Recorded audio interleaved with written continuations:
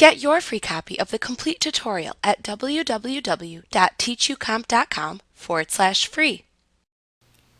You can create summary reports that show the summarized totals of detailed data, but hide the details upon which the summary values are calculated.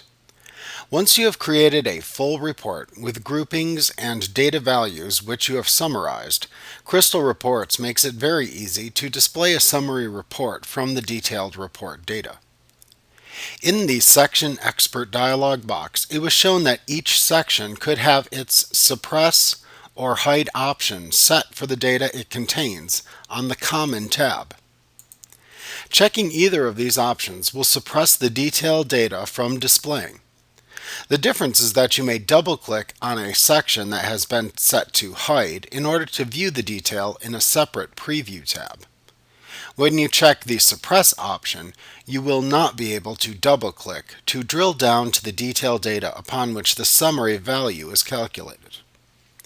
Once you've selected which detail section to hide, all you will see in the report is the information shown in the report, as well as page and group headers and footers.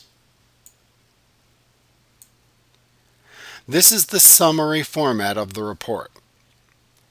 Once again, you may be able to double-click on the summary values to display their associated detailed data on a new Preview tab if you selected to hide the detailed data versus suppress the detailed data in the Section Expert dialog box.